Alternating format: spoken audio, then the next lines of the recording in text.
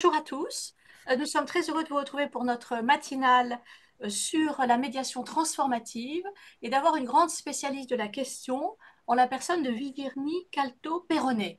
Alors, Virginie a commencé par être conseil juridique et fiscal, donc ça mène à tout. Ensuite, elle a prêté serment en 1990 et elle est avocat au barreau de Paris. Et elle a suivi la formation sur la médiation transformative de l'institut le plus connu dans le monde entier qui s'appelle l'ISCT. Et puis, elle s'est passionnée pour ce mode particulier de médiation. Et maintenant, elle l'enseigne auprès de l'École nationale de la magistrature, auprès de nombreuses entreprises. Elle a fondé un réseau francophone des médiateurs pour la transformation dans la médiation ou la médiation transformative. Et donc, c'est la spécialiste de ce que nous avons entendu, médiation transformative, on ne sait pas trop ce que c'est. Alors, nous, on sait en tant que médiateur qu'on essaye de transformer la position des médiés, de les faire passer d'une position agressive, de la peur, à l'analyse de leurs intérêts, de leurs besoins, et puis de les faire passer à la proposition de solutions. Mais donc, Virginie, on voudrait savoir quels sont les trucs de la médiation transformative. Alors, je sais quand même qu'il y a deux mantras en quelque sorte, c'est l'empowerment et la reconnaissance. Je sais qu'il y a des étapes dont tu vas nous expliquer la teneur, qui sont des étapes en 4 étapes pour arriver à un résultat dont tu nous as expliqué qu'il était extrêmement positif. Et donc, on pense qu'on va enrichir notre pratique en t'écoutant. On fait peut-être de la médiation transformative sans le savoir. On ne sait pas, on le saura mieux tout à l'heure après t'avoir écouté. Donc Virginie, nous sommes tout oui pour apprendre ce que c'est. Ben, merci Catherine. Effectivement, merci de m'accueillir sur cette matinale pour vous présenter qu'est-ce que la médiation transformative. Effectivement, c'est une approche qui me tient à cœur. Voilà. Donc, vous savez tous, la médiation obéit à des principes déontologiques communs, hein. Elle est régie par des règles légales communes. Euh, mais il existe plusieurs courants, plusieurs approches en médiation. Je ne vais pas toutes les citer, voilà, mais vous connaissez la méthode de Harvard, qui est basée sur la négociation raisonnée. On a la médiation-conciliation, on a la médiation humaniste, la médiation narrative, il y a l'approche systémique, l'approche psychanalytique, il y a la médiation CNV, communication non violente, et d'autres encore. Et il y a aussi la médiation transformative. Ce qui est intéressant pour le médiateur de s'ouvrir à d'autres courants, d'autres approches, ça va bien sûr lui permettre d'enrichir sa palette, hein, sa trousse à outils. Ça va lui permettre aussi d'affiner sa pratique, de développer des compétences et aussi parfois de travailler ou de renforcer sa posture de tiers. C'est aussi l'occasion pour le médiateur de s'interroger ou de se réinterroger sur sa propre conception du conflit. Parce que, en fonction de cette conception qu'on a soi-même, on va pouvoir accompagner les personnes d'une certaine façon. Euh, donc, il faut que le médiateur soit suffisamment, j'allais dire, en congruence avec lui-même, ou en tout cas suffisamment en phase avec ses propres valeurs, ses propres conceptions, pour pouvoir proposer un accompagnement du conflit à des personnes. Comment voit-on le conflit? Il y a plusieurs façons de le voir. Est-ce que ce serait un rapport de force entre un dominant, un dominé? Est-ce que c'est une rivalité entre des revendications différentes? Est-ce que c'est une compétition entre des intérêts, des besoins divergents? Est-ce qu'il s'agirait de relations humaines dissonantes? Est-ce qu'il s'agirait d'une crise de l'interaction humaine? C'est important de se poser régulièrement la question. Alors, ce matin, oui, je vais vous présenter l'approche transformative en quelques mots, puisque ça fait l'objet effectivement d'un programme de formation important. Alors non, malheureusement, je n'ai pas encore eu la chance de pouvoir former des magistrats à l'ENM sur l'approche transformative. J'ai eu l'honneur de le faire dans d'autres domaines et pas sur l'approche transformative.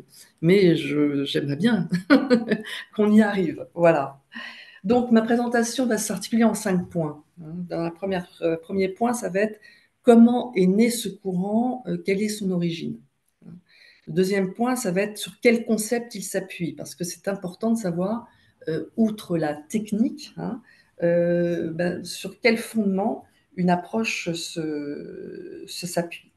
Le troisième point, ça va être de vous présenter qu'est-ce que c'est que la médiation transformative, en quoi elle consiste réellement.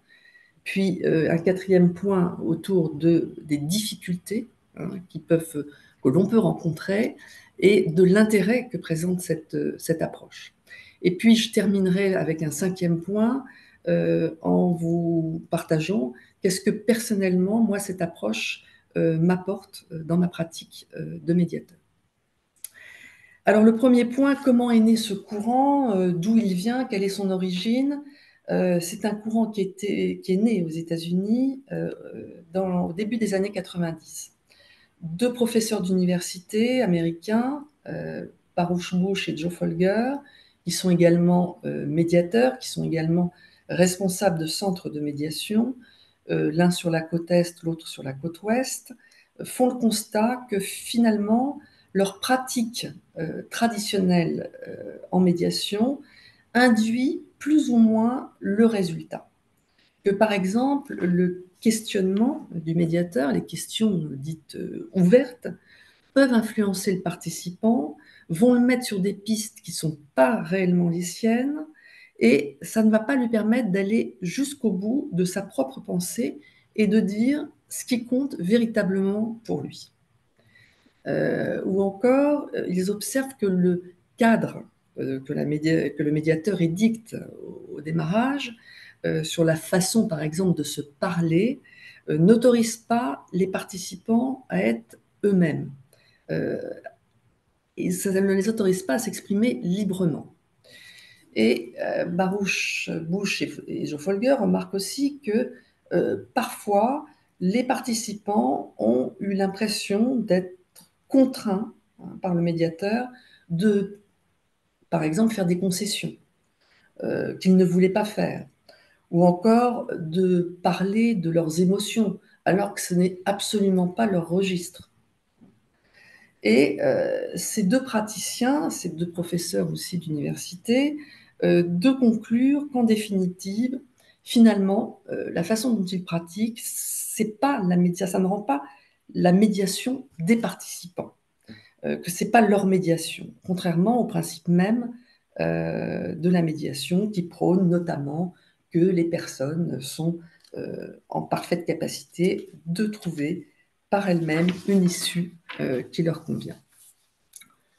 Pour Baruch Bush et Joe Folger, la directivité du médiateur entrave en quelque sorte la confiance que le médiateur doit mettre dans la capacité des participants à rechercher par eux-mêmes l'issue à leurs différends. Et cette directivité ne va pas favoriser l'empowerment et la reconnaissance des participants, deux concepts clés dont parlait Catherine en introduction. Cette directivité, elle peut même aller jusqu'à mettre à mal parfois la posture de tiers du médiateur. Est-ce que le médiateur est toujours à sa place quand il pèse directement ou indirectement, consciemment ou inconsciemment, sur le résultat de la médiation? C'est donc sur la base, je vous le disais, de leur expérience de médiateur, de leur pratique, que Baruch Bush et Joe Folger vont alors commencer à théoriser l'approche transformative en médiation. Comment redonner le pouvoir aux participants, renforcer leur empowerment? Comment le médiateur peut-il lâcher sa directivité souvent naturelle? Comment transformer la dynamique conflictuelle, les interactions relationnelles dysfonctionnantes entre des participants à la médiation? Comment favoriser leur prise de décision libre et autonome? comment le médiateur peut rester dans sa posture de tiers, neutre, sans projet pour les participants. Alors, Baruch Bush et Joe Folger, fondateurs, comme disait Catherine tout à l'heure, de l'ISCT aux États-Unis, c'est l'Institute for the Study of Conflict Transformation, sont notamment co-auteurs de The Promise of Mediation, qui est paru en 1994 dans une première édition, qui a été rééditée avec des apports de la pratique en 2005, et qui sont co-auteurs aussi, mais pas uniquement, de la médiation transformative, une approche non directive du conflit, qui est paru en 2018 en France, premier ouvrage en français, qui a pu voir le jour grâce au concours notamment de John Peter Weldon, qui est un médiateur québécois, et d'Olivier Chamberloir, qui est un médiateur français. Cette littérature donc, s'appuie sur la pratique de ces médiateurs et aussi sur celle de leur centre de médiation, et également sur un programme, le programme Redress, qui a été un vaste programme de médiation basé uniquement sur la médiation transformative et qui a été lancé sur tout le territoire américain pendant plusieurs années par l'UPS, l'Union Postal Service, pour des conflits au travail. Alors, voilà en quelques mots quelle est l'origine de cette approche en médiation, la médiation transformative.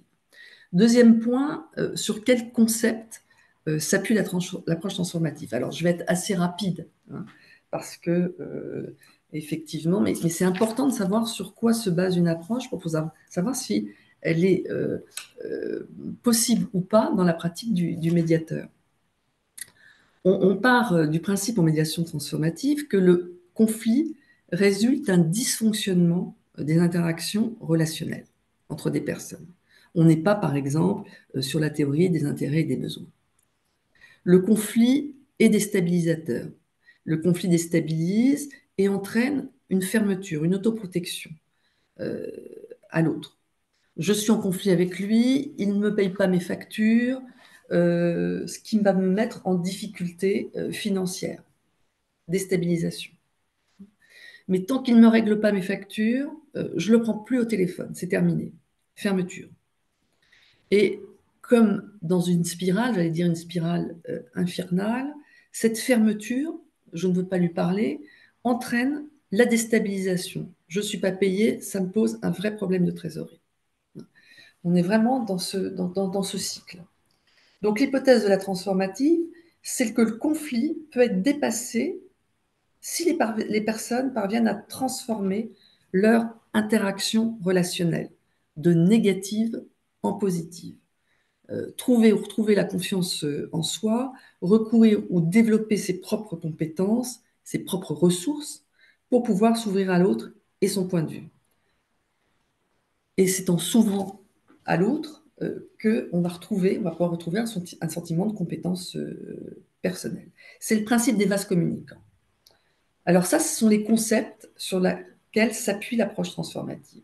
Troisième point, qu'est-ce que c'est que la médiation transformative? En quoi consiste la médiation transformative? La médiation transformative définit la médiation comme une discussion ouverte entre des protagonistes dans laquelle le médiateur va intervenir.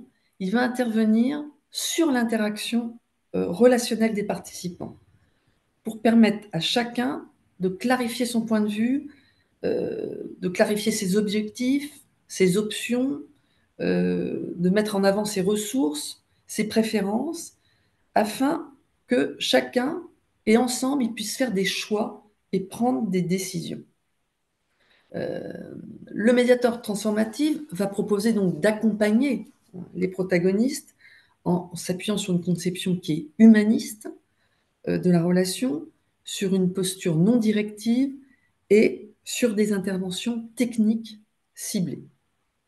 Une conception humaniste, bon, on l'a déjà évoqué assez longuement, le conflit, c'est conçu comme une crise de l'interaction humaine, de l'interaction relationnelle. Donc, il va leur faire confiance, il va les suivre.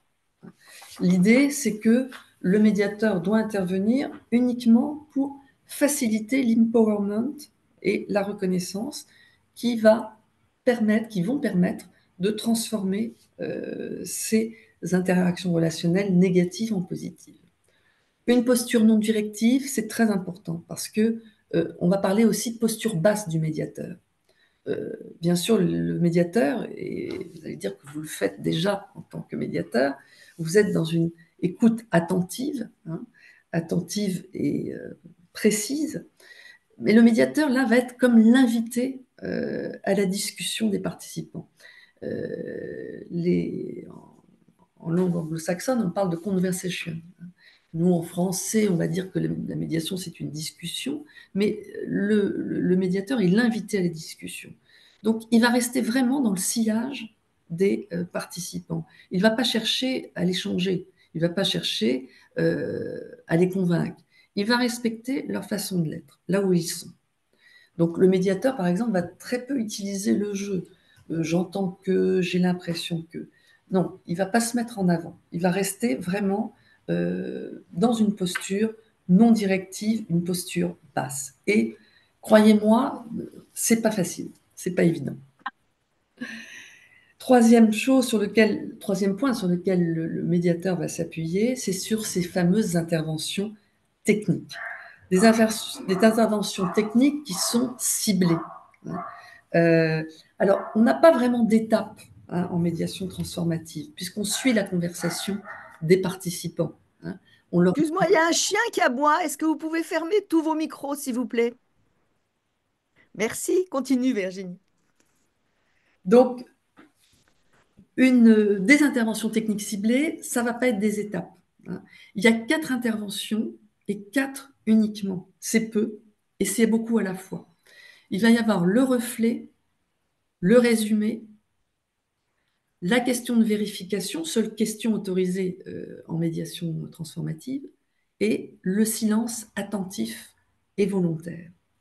Et il ne faut pas oublier que ces interventions, ces techniques vont uniquement servir à l'empowerment et à la reconnaissance des participants pour leur permettre de transformer cette interaction relationnelle négative en positive.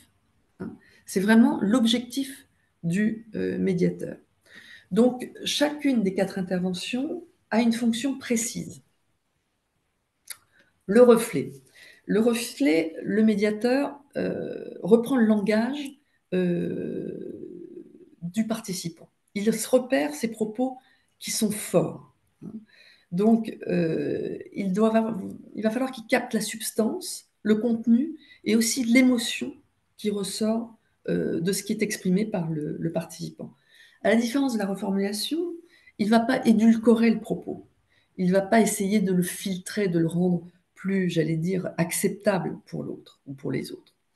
Le reflet va pas, par exemple, se terminer par un point d'interrogation si le participant n'a pas lui-même mis un point d'interrogation à la fin de sa phrase. Quand un participant dit en colère je ne veux plus travailler avec elle, le médiateur, quand il reformule, il pourrait dire par exemple Monsieur A, vous dites que il n'est plus possible pour vous de travailler ensemble avec Madame B aujourd'hui. Est-ce que c'est ça? S'il fait un reflet, euh, il pourrait dire par exemple, il y a d'autres types de reflets bien sûr, il va uniquement s'adresser à Monsieur A et il va dire vous ne voulez plus travailler avec elle, en reprenant la substance et aussi l'intonation. Et avec la même force, j'allais dire, que le participant lui-même a mis dans cette phrase. L'idée, c'est que pour le participant qui est reflété, c'est de gagner en clarté et en confiance, car il va pouvoir soit confirmer le reflet, soit dire non, c'est pas ça. Voilà. Et ça va lui permettre de s'auto-réguler. Hein. Et pour l'autre participant, celui qui n'est pas reflété, le reflet va pouvoir aussi lui renforcer sa compétence, hein. Il écoute en sécurité, il écoute à distance euh, et sans pression, hein, avec une autre voix qui est aussi forte que celle de son interlocuteur, mais c'est un autre canal. Euh, donc, Madame B, dans l'exemple, elle peut dire ah oui, mais moi, j'avais juste compris que c'était qu'il ne voulait plus travailler dans le même bureau. C'est pas qu'il ne voulait plus du tout travailler avec moi. Et en fait, le médiateur va suivre la conversation. Il ne va pas réintervenir pour réintervenir. Il cherche un petit peu l'électrochoc, hein, pour que cette conversation, cette discussion reprenne, hein, et qu'ils puissent aller chacun jusqu'au bout et qu'ils soient renforcés. Alors ça, c'est pour le reflet. Bon, voilà, on s'entraîne, il y a des entraînements, ça ne se fait pas du jour au lendemain. Le résumé. Le résumé, pardon, je passe d'abord à la question de vérification. Ou non, le résumé c'est très bien. Le résumé, il est structuré et structurant. Ça veut dire il est condensé. Autant le reflet, il peut être ce qu'on appelle joufflu, c'est-à-dire qu'on reprend l'intonation, on en rajoute peut-être pour justement provoquer un petit peu cet électrochoc. Il est utilisé lorsqu'il y a désaccord ou lorsqu'il y a accord. Il peut être utilisé quand on est un peu dans l'impasse. Il est utilisé aussi quand les participants passent d'un sujet à l'autre et qu'on est un petit peu perdu dans cette discussion, qui sont eux-mêmes perdus. Ou quand ils marquent une pause. C'est un peu comme un carrefour, une carte routière. On va proposer de leur dire, ben voilà où vous en êtes dans la médiation. Donc, le résumé, là, il est un peu technique parce que il est matérialisé un peu comme on appelle ça une bulle à pattes. Une bulle, vous savez, dans la bulle, en haut, on va mettre le sujet qui est traité. Un sujet, on le nomme. Par exemple, ça va être, vous venez de vous mettre d'accord pour vendre le principal tableau de la collection de vos parents pour pouvoir payer les droits de succession. Mais vous n'êtes pas d'accord sur les modalités de cette vente. Puis, on s'adresse à, par exemple, Madame A et Monsieur B. Vous, Madame A et Monsieur B, vous voudriez le confier à une maison de vente aux enchères internationales pour qu'il y ait le maximum d'acquéreurs potentiels. Et on se tourne après vers Monsieur C. Vous, Monsieur C, vous voudriez confier ce tableau à un de vos amis qui est courtier, spécialiste de cette période, car c'est plus confidentiel. Et là, le médiateur se remet au centre et il attend. Il garde le silence. Ça permet juste aux participants de se repérer là où ils sont dans la discussion. Si le silence attentif et volontaire dont on va parler tout à l'heure n'est pas suivi d'une reprise de discussion, ce qui est rarement le cas, donc le médiateur va pouvoir dire, là, vous n'êtes pas d'accord sur les modalités de mise en vente. Et éventuellement terminer par une question de vérification. Question de vérification, troisième technique qui est ciblée, c'est la seule question, ce que je vous disais tout à l'heure, autorisée en transformatif, qu'on va faire suivre systématiquement de deux mots, ou pas, ou non. Quand on pose une question, c'est suivi de ou pas ou non. Pourquoi? Parce que là encore, c'est pour remettre le volant entre les mains des participants et qui gagnent en empowerment. Ils peuvent dire non au médiateur. Donc, cette question de vérification, elle peut être posée à propos de la poursuite du processus. Par exemple, quand le médiateur voit que les personnes tournent un petit peu en rond ou sont épuisées, il peut poser la question, écoutez, est-ce que vous voulez qu'on fasse une pause ou pas dans la médiation? Voilà, question sur la gestion du processus. Il peut aussi poser sa question sur le contenu. Dans l'exemple que je viens de vous donner sur la mise en vente du tableau, le médiateur transformatif pourra terminer son résumé, par exemple, si après un silence volontaire, personne ne reprend la parole. Alors là, il pourrait finir par « Vous n'êtes pas d'accord sur les modalités de mise en vente du tableau. Voulez-vous poursuivre la discussion sur ce sujet ou non ?» Question de processus. Ou alors, il pourrait dire aussi « Vous n'êtes pas d'accord sur les modalités de mise en vente du tableau. Est-ce que ça vous aiderait ou pas de vous renseigner, vous, monsieur, sur les conditions des maisons de vente aux enchères, et vous, Madame A et Monsieur B, sur l'ami courtier de Monsieur C. Question de contenu, hein, ou pas. Voilà. C'est une intervention qui est aussi utilisée pour faciliter les prises de décision, hein, pour que, là encore, les participants gagnent en empowerment, hein. C'est eux qui doivent décider. On a envie de s'arrêter là, eh bien, on peut s'arrêter là. On a envie de changer de sujet, on change de sujet. On a envie de se renseigner, on peut se renseigner. Voilà. Donc, le médiateur est là aussi pour responsabiliser les personnes et pour favoriser leur prise de décision, quelle qu'elle soit. Et enfin, quatrième intervention technique ciblée du médiateur, après le reflet, le résumé et la question de vérification, c'est le silence attentif volontaire. Il s'agit là aussi, comme vous l'avez compris, de remettre les participants dans une position de décisionnaire. Il y a un beau poème sur l'écoute, hein, Écoute-moi s'il te plaît, de Jacques Salomé. Je vous invite à le consulter, parce qu'écouter, ça semble très facile, hein, mais une écoute sincère, c'est pas si simple et vous le savez.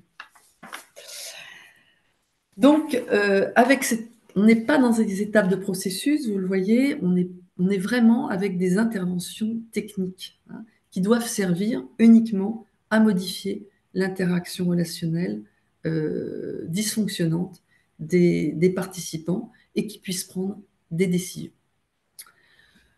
Donc, quatrième point que je voulais vous présenter ce matin, c'est quand même les difficultés que présente cette approche transformative et aussi l'intérêt, hein. L'approche transformative, elle est exigeante pour le médiateur. Ça demande beaucoup de travail, hein. Ça apporte beaucoup de satisfaction aussi. C'est une approche exigeante parce qu'il va falloir, par exemple, se sevrer de cette tendance naturelle qu'on a au questionnement.